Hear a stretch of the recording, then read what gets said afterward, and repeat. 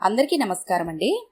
ఈరోజు మనం ఆదుర్తి బాలగారు రచించిన పెళ్లి చూపులు అనే ఓ చక్కటి కథను విందాం.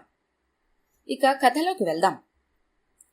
ఉద్దండరావు వద్దనమ్మల ఏకైక పుత్రిక భాగ్యలక్ష్మి.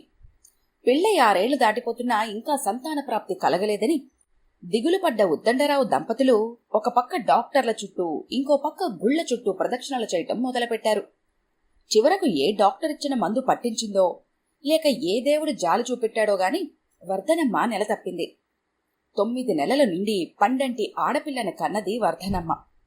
అయ్యో ఆడపిల్ల అని పెదవి విరవలేదు ఉద్దండరావు. హమ్మయ్యా ఆడపిల్ల అని సంతోషించారు. లక్ష్మీదేవి పుట్టిందని కూతురికి భాగ్యలక్ష్మి అని పేరు పెట్టుకున్నాడు. భాగ్యలక్ష్మి పుట్టాక ఉద్దండరావుకి వ్యాపారంలో బాగా కలిసొచ్చింది. అందుకే కూతురంటే పంచ ప్రాణాలు ఉద్దండరావుకి. కూతురికి పెళ్లి వయసొచ్చింది కదా, మంచి సంబంధం చూడమంటూ చెవిలో జోరీగలాగా పోరు పెట్టింది వర్ధనమ్మ. ఉద్దండరావు కూడా కూతురికి పెళ్లి ప్రయత్నాలు చెయ్యాలని పెళ్లిళ్ల పేరయ్యల కోసం వెతకటం మొదలుపెట్టాడు. కాని పెళ్లిళ్ల పేరయ్యలు దొరక్క నిరాశపడ్డాడు. అలా దిగులు పడితే పనులవుతాయా? మా తమ్ముడిని సంప్రదించండి, వాడు మీలా కాదు, వాడికి బోల్డంత జనరల్ నాలెడ్జి ఉంది అన్నది వర్ధనమ్మ. నీకు నేను తప్ప ప్రపంచంలో ఉన్నవాళ్లంతా తెలివైన వాళ్ళగాని కనిపిస్తారు. సర్లే వాడినే పిలుస్తాలే అంటూ బావమరిది పర్వతరావుకి ఫోన్ చేశాడు ఉద్దండరావు. డిగ్రీ కోటని 3 సార్లు ముట్టడించి విఫలమై ప్రస్తుతం రోడ్లు సర్వే చేస్తున్న పర్వతరావు బావగారి కబురందగానే వచ్చి వాలిపోయాడు. చూడు పర్వతం, నువ్వు ఏ పెళ్లిళ్ల పరైన సంప్రదిస్తావో నాకు తెలియదు గాని నీ మేనకోడలికి రాజకుమారుడు లాంటి పెళ్లి కొడుకునే తేవాలి అన్నాడు ఉద్దండరావు బావమరిదితో. ఈ రోజుల్లో రాజకుమారులు ఎక్కడున్నారు బావా? ఏ రాజకీయ నాయకుడు కొడుకులో ఇండస్ట్రియలిస్ట్ పిల్లలు అయితే రాజకుమారుడి లెవెల్లో ఉంటారు గాని వాళ్ల లెవెలు మనకందదులే. మన లెవెల్కి తగిన రాకుమారుడిని వెతికి తెచ్చే బాధ్యత నాదే, నువ్వు నిశ్చింతగా ఉండు అంటూ అభయమిచ్చాడు పర్వతరావు. సరే మరి ఆ పనేదో త్వరగా చూడు అన్నాడు ఉద్దండరావు. అలాగే బావా, ముందు కాస్త టిఫిన్ తినాలి అంటూ వంటింట్లోకి దారితీశాడు పర్వతరావు. తిండి తినడంలో బకాసురుడు కజిన్ వీడు అనుకున్నాడు ఉద్దండరావు.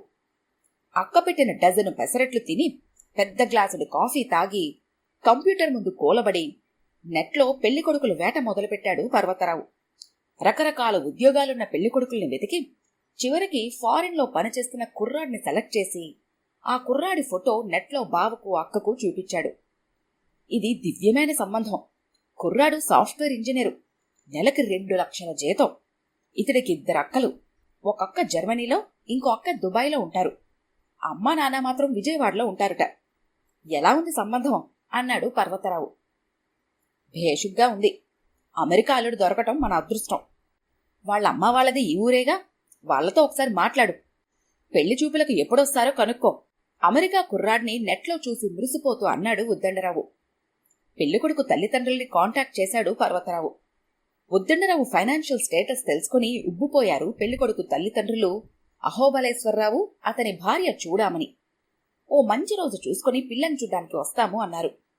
ఇంకా ఉద్దండరావు ఇంట్లో సందడి మొదలైంది. అసలే ఫారిన్ సంబంధం, వాళ్ళని బాగా ఆకట్టుకోకపోతే తిరిగి వెళ్లిపోతారేమోనని భయం టెన్షన్ పట్టుకుంది ఉద్దండరావు దంపతులకు. పెళ్లి చూపుల రోజుకి మా చెల్లెల్ని పిలుస్తాను, అది మధ్య రకరకాల పిండి వంటలు కనిపెట్టి చేసి టీవీ ప్రోగ్రాముల్లో పాల్గొంటోందిట. అది మధ్య టీవీలో చేసి చూపించిన కొత్త రకం వంటకి స్టీలు గిన్నెల సెట్టు బహుమతి వచ్చిందట అన్నది వర్ధనమ్మ. అయితే వెంటనే రప్పించు, పెళ్లివారు అదిరిపోవాలి అన్నాడు ఉద్దండరావు. వెంటనే తన చెల్లెలు సువర్ణసుందరికి ఫోన్ చేసి సంగతి చెప్పి మంచి వంటలతో పెళ్లి వాళ్ళని ఆకట్టుకునే బాధ్యత నీదే అన్నది వర్ధనమ్మ. తన హస్తకళా ప్రావీణ్యాన్ని రుజువు చేసుకోవటానికి ఇదో సువర్ణావకాశం అనుకుంటూ, అదెంత భాగ్యం అక్క, నువ్వు నిశ్చింతగా ఉండు అంటూ అక్కకి అభయమిచ్చింది సువర్ణసుందరి. అసలే ఫారెన్ సంబంధం, నాకా సరిగ్గా మాట్లాడటం వచ్చి చావదు. మా పిన్ని బాబాయిని పిలుస్తాను, కాస్త పెద్ద దిక్కుగా ఉండి మంచి చెడు మాట్లాడతారు అన్నాడు ఉద్దండరావు. నాకు అదే అనిపిస్తోంది, అలాగే కానివ్వండి అన్నది వర్ధనమ్మ. కబురందిన వెంటనే బయలుదేరి కాకుల్లా వాలిపోయారు ఉద్దండరావు బాబాయ్ పిన్ని. తన భర్త భజగోవిందం, పిల్లలు బంటి చంటిల్తో దిగిపోయింది సువర్ణసుందరి. బావమరిది పర్వతరావు సరే సరి దొరికిందల్లా తింటూ ఇల్లంతా కలియ తిరుగుతున్నాడు. వర్జ్యం దుర్ముహూర్తం అన్నీ చూసి శుక్రవారం 11 గంటల తర్వాత అమ్మాయిని చూటాకి వస్తామని కబురు చేశారు పెళ్లివారు. ఆ రోజు శుక్రవారం, పెళ్లివారు వస్తామన్న రోజు. ఉద్దండరావు ఇంటిని డెకరేట్ చేయటంలో మునిగిపోయాడు. ఒరే ఉద్దండం, అమ్మాయి తూర్పు ముఖంగా కూర్చోవాలి. అమ్మాయి కూర్చునే కుర్చీ ఇక్కడ వెయ్యి అన్నాడు ఉద్దండరావు బాబాయ్. ఇక్కడ వేస్తే గుమ్మానికి అడ్డంగా ఉంటుంది కదా బాబాయ్ అన్నాడు ఉద్దండరావు. ఉన్నా సరే అలాగే వెయ్యి. మన సౌకర్యం చూసుకుంటే శాస్త్రాలెందుకు? వాస్తుశాస్త్రం పండితుణ్ణి నాకే ఎదురు చెప్తావా అన్నాడు ఉద్దండం బాబాయ్. బాబాయ్కి కోపం వస్తుందని భయం వల్ల, వాస్తు ప్రకారం కూర్చుంటే పెళ్లి కుదురుతుందనే ఆశ వల్ల కొంత ఉద్దండరావు బాబాయ్ చెప్పినట్టే చేశాడు. నువ్వు వర్ధన అమ్మాయికి చెరో పక్కా కూర్చోండి. నా కుర్చీ ఈ కోణంలో వేసుకుంటాను. ఈశాన్య దిక్కు వదిలి మిగిలిన చోట్ల పెళ్లివారి కుర్చీలు వెయ్యి అంటూ ఎవరు ఎక్కడ కూర్చోవాలో చెప్తూ ఉద్దండరావు చేత కుర్చీలు సర్దించాడు అతడి బాబాయ్. అదంతా పూర్తయ్యేసరికి కుర్చీలన్నీ అడ్డదిడ్డంగా ఉండి హాలంతా గందరగోళంగా తయారైంది. చంటి బంటీలు అలా గందరగోళంగా ఉన్న కుర్చీల మధ్య పరిగెడుతూ దాక్కుంటూ ఆడటం మొదలుపెట్టారు. కూతుర్ని అలంకరించడానికి ఇరుగు పొరుగు ఉన్న కాంతాన్ని కనకాన్ని ఆహ్వానించింది వర్ధనమ్మ. కాంతానికి కనకానికి క్షణం పడదు. పైకి నవ్వుతూ మాట్లాడుకుంటారు. కాని కనకం అంటే కాంతానికి అసూయ. అందుకు కారణం, కనకం ఈ మధ్య ఒక టీవీ ఛానల్ వాళ్ళు ప్రవేశపెట్టిన కొట్టి పట్టుకుపో ప్రోగ్రాంలో పట్టుచీర సంపాదించుకుంది. ఆ ప్రోగ్రాంలో టీవీ ఛానల్ వాళ్ళు చెప్పిన ఫోన్ నెంబర్కి ఫోన్ కొడితే అదృష్టవశాత్తు నెంబర్ కలిస్తే పట్టుచీర వచ్చేసినట్టే. కాంతం ఎన్నిసార్లు ఫోన్ కొట్టినా లైన్ కలవలేదు. కనకానికి లైన్ కలిసి టీవీ వాళ్ళు అడిగిన చచ్చు ప్రశ్నలకి పుచ్చు జవాబులు చెప్పి పట్టుచీర కొట్టేసింది. ఇక అప్పటి వరకు ఫ్రెండ్గా ఉన్న కనకం కాంతానికి శత్రువైపోయింది. వర్ధనమ్మ పిలుపు అందుకుని కాంతం కనకం భాగ్యలక్ష్మిని అలంకరించడానికి వచ్చేశారు. కాంతం భాగ్యలక్ష్మికి చక్కగా తలదువ్వి జడవేసి 4 మూరల మల్లెపూల దండ తురిమింది. కనకం చేతులకు నిండుగా గోల్డ్ కలర్ గాజులు వేసింది. ఒకళ్ళు భాగ్యలక్ష్మికి పౌడర్ రాస్తే ఇంకొకళ్ళు రాళ్ల బొట్టుబిళ్ళ పెట్టారు. ఇంకా చీర కట్టడం మిగిలింది. ఏదైనా కుందన్ వర్క్ చేసిన శారీ కడితే బాగుంటుందన్నది కాంతం. పట్టుచీర కడితే హుందాగా క్లాస్గా ఉంటుంది అన్నది కనకం. పట్టుచీరేంటి ముదిపేరకలా ఉంటుంది అన్నది కాంతం. వర్క్ శారీ కడితే వెర్రిదానిలా ఉంటుంది అన్నది కనకం. ఈ రోజుల్లో అందరూ వర్క్ శారీలా కడుతున్నారు. ఎవరో ముసలి నక్కలు మాత్రం పట్టుచీరలు కట్టుకుంటున్నారు. ఇదే తరుణమని కనకం మీద తన అక్కసులు తీర్చుకుంది కాంతం. వర్క్ శారీస్ రోడ్లు ఉడ్చేవాళ్లు కూడా కడుతున్నారు. కనకం కూడా ధాటిగానే గొంతు పెంచింది. వర్ధనమ్మకి అప్పుడు గుర్తుకొచ్చింది వీళ్ళిద్దరికీ పడదని. వీళ్లను ఎలా వదిలించుకోవాలని ఆలోచిస్తుంటే టక్కున గుర్తొచ్చింది. వాళ్ళిద్దరూ ఎంతో ఆసక్తిగా చూసే ముళ్లకంపలు టీవీ సీరియల్కి టైం అయిందని. గబగబా వెళ్లి వాళ్ళిద్దరికీ ఆ సంగతి చెప్పింది. అంతే, ఎక్కడవక్కడ వదిలేసి వాళ్ళిద్దరూ వెళ్ళిపోయారు. హమ్మయ్యా అని గుండె నిండా గాలి పీల్చుకొని, నీకిష్టమైన చీర కట్టుకోమ్మా అని కూతురికి చెప్పి వంటింట్లోకి వెళ్ళింది వర్ధనమ్మ. అక్కడ తోటకూరతో 90 రకాలు చేస్తూ బిజీగా కనిపించింది సువర్ణ సుందరి. వదినగారు, ఒకసారిటొస్తారా? వర్ధనమ్మను రహస్యంగా పిలిచాడు భజగోవిందం. ఏమిటో అనుకుంటూ వచ్చింది వర్ధనమ్మ. చూడండి, మీ మేలు కోరి చెబుతున్నాను గాని మీ చెల్లెలు చేసిన వంటలేవి వాళ్ళకి పెట్టకండి. దానికసలు అన్నం వండడమే సరిగ్గా రాదు. ఇంకా పిండి వంటలు ఎక్కడ చెప్పండి అన్నాడు భజగోవిందం. అదేమిటి అలా అంటారు? దాని వంటకి గిన్నెల సెట్టు బహుమతిగా వచ్చింది కదా అని చెప్పింది ఆశ్చర్యంగా వర్ధనమ్మ. అదంతా గొప్ప కోసం అలా అబద్ధాలు చెప్తుంది. మరి రోజూ వంటైనా? వర్ధనమ్మ మాట పూర్తి కాకుండా అన్నాడు భజగోవిందం. నాకు ఓపికంటే నేనే చేయి కాల్చుకుంటాను, లేకపోతే హోటల్ నుంచి క్యారియర్లు తెస్తాను. అయ్యో పాపం అంది వర్ధనమ్మ. పాపమేనండి మరి. మీ చెల్లెలు చేసిన కొత్త రకం వంటలు తిని మా ఇంట్లో ఎలుకలన్నీ చచ్చాయి. అది తెలిసి ఇరుగు పొరుగు వాళ్లంతా ఎలుకల మందు కొనుక్కోవటం మానేసి మీ చెల్లెలు చేసిన వంటల కోసం ఎగబడుతున్నారు. ఇంకా నయం, చావు కబురు చల్లగా చెప్పావు. పర్వతాన్ని బజారుకు పంపించి అర్జెంటుగా స్వీట్లు హాట్లు తెప్పిస్తాను అంటూ హడావిడిగా వెళ్లిపోయింది వర్ధనమ్మ. పెళ్లివారు వస్తామన్న టైము దాటిపోయింది. ఇంకా రాలేదేంటి చెప్పమా అనుకుంటూ, ఏమండి, పెళ్లివారు బయలుదేరారో లేదో కనుక్కోండి ఆందోళనగా అంది వర్ధనమ్మ. ఉద్దండరావుకి కూడా కంగారు మొదలై పెళ్లివారికి ఫోన్ చేశాడు. ఇక్కడ ట్రాఫిక్ జామ్లో ఇరుక్కుపోయాం అంటూ బదులిచ్చారు పెళ్లివారు. అయ్యయ్యో, ఆ ట్రాఫిక్ జామ్ ఎప్పుడు క్లియర్ అవుతుందో ఏమో, మళ్లీ వర్జ్యం వచ్చేస్తోంది బాధపడిపోయాడు ఉద్దండరావు. ఓ గంట భారంగా గడిచింది. కాలింగ్ బెల్ మోగింది. ఆత్రంగా తలుపులు తీశాడు ఉద్దండరావు. నల్లకప్పు కమ్ముకుపోయి కమిలిన వంకాయల్లా నిలబడ్డాయి 6 శాల్తీలు. ఎవరు ఎవరు మీరు? ఆఫ్రికా అడవుల్లోంచి తప్పించుకొచ్చిన గొర్రెల్లాగా ఉన్నారు. అగ్ని ప్రమాద బాధితులా? మేమే ఓ పక్క పెళ్లివారి కోసం ఎదురు చూస్తూ టెన్షన్తో చస్తున్నాము. మీకు సాయం చేసే మూడ్ లేదు. వెళ్ళండి వెళ్ళండి అన్నాడు ఉద్దండరావు చిరాగ్గా. వచ్చింది ఎవళ్ళో తెలుసుకోకుండా మాటలు తోలకండి. మీరు ఎదురు చూస్తున్న పెళ్లివారం మేమే అన్నారు ఆ 6 శాల్తీలు ముక్తకంఠంతో. ఈ హడావిడికి వర్ధనమ్మ వచ్చింది అక్కడికి. చూడు వర్ధనం, వీళ్ళెవరో మేమే పెళ్లివారం అంటున్నారు.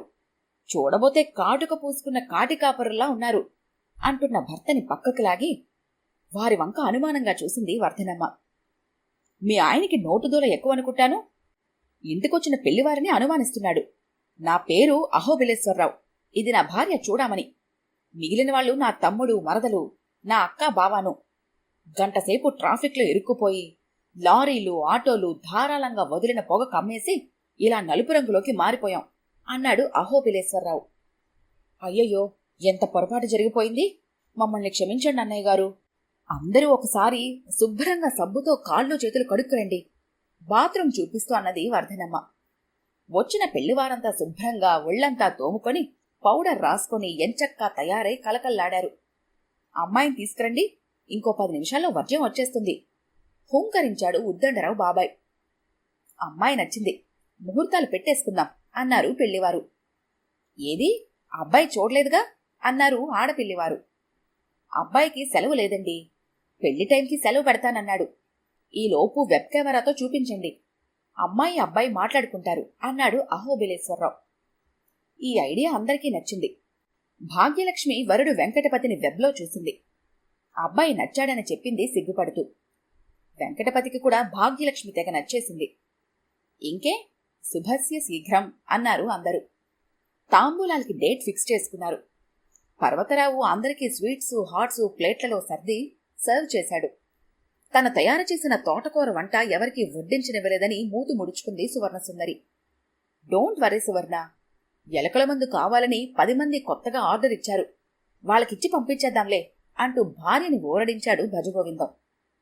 ఆ రోజు తనకు కాబోయే భర్తతో డ్యూయెట్ పాడుకుంటూ కలగన్నది భాగ్యలక్ష్మి. కలంతా అయిపోయాక ఓ అనుమానం సూదిలా పొడవటం మొదలుపెట్టింది భాగ్యలక్ష్మికి. ఆ అనుమానం తల్లితో చెప్పింది. వర్ధనమ్మ డౌటు తన భర్త చెవిలో ఊదింది. ఉద్దండరావు అహోబిలేశ్వరరావుకి ఫోన్ చేసి సంగతి చెప్పాడు. అహోబిలేశ్వరరావు ఉగ్రుడయ్యాడు. ఈ సంబంధం కాకపోతే ఇంకొకటి అన్నాడు కోపంగా. ఏంటండి, ఏమైంది అన్నది చూడామని. ఇంత అవమానం జన్మలో ఎరుగను. మనమేమన్నా మోసగాలమనుకున్నారా? చిందులేశాడు అహోబిలేశ్వరరావు. అబ్బబ్బబ్బా, సంగతి చెప్పకుండా ఏమిటా చిందులు విసుక్కుంది చూడామని. మన అబ్బాయి నడవగలడా, కాళ్లున్నాయా అని అడుగుతున్నారు. మన బడుద్దాయిగాడి వెబ్ క్యామ్లో కనిపించిన కొంతసేపు కూర్చొని మాట్లాడేసరికి వాళ్ళక డౌట్ వచ్చిందట. ఓస్, అంతే కదా, తేలిగ్గా అన్నది చూడామని. ఏమిటలా తీసిపారేశావు, నీకు కోపం రావటలేదా అన్నాడు అహోబిలేశ్వరరావు. ఇందులో కోపం తెచ్చుకోవాల్సినంతగా ఏముందండి? జీవితాంతం కలిసి ఉండాల్సిన వాళ్ళు ఏ చిన్న డౌట్ వచ్చినా తీర్చుకోవడంలో తప్పే ఉంది. ఆ మాటకొస్తే ఇదివరకు ఆడపిల్లల్ని పెళ్లి చూపుల్లో లేచి నడవమనేవాళ్లు. వంటొచ్చా, సంగీతం వచ్చా అంటూ ప్రశ్నలేసి శల్య పరీక్ష చేసేవాళ్లు కాదా? అయితే ఇప్పుడేం చేద్దాం? మళ్లీ అబ్బాయిని వెబ్లో చూసుకోమందాం, మన వాడిని నడిచి చూపమందాం. అంతకంటే మార్గం లేదు. అసలే అమ్మాయిలు దొరకడం లేదు. మంచి సంబంధం వదులుకోవటం నాకిష్టం లేదు తేల్చి చెప్పింది చూడామని. ఈసారి వెంకటపతి నడిచాడు. శుభ్రంగా తిరిగాడు. చేతులు కాళ్ళు కనిపించేలా వెబ్ కెమెరాని తిప్పి చూపించాడు. ఇప్పుడు ఓకేనా అన్నాడు. భాగ్యలక్ష్మి అందంగా సిగ్గుపడుతూ నవ్వింది. ఉద్దండరావు, వర్ధనమ్మ కూడా నవ్వారు. వాళ్లతో పాటు మిగిలిన బంధువర్గం అంతా నవ్వారు. ఆ ఇంట్లో అప్పుడే పెళ్లి కల వచ్చేసింది. ఉద్దండరావు బాబాయ్ శుభస్య శీఘ్రం అన్నాడు. భాగ్యలక్ష్మి వెంకటపతులకి పెళ్లి ఫిక్స్ అయింది. ఈ కథ కనుక మీకు నచ్చినట్లయితే లైక్ చేయండి, షేర్ చేయండి. మరిన్ని ఇంట్రెస్టింగ్ కథల కోసం మా ఛానల్ని తప్పకుండా సబ్స్క్రైబ్ చేసుకోండి.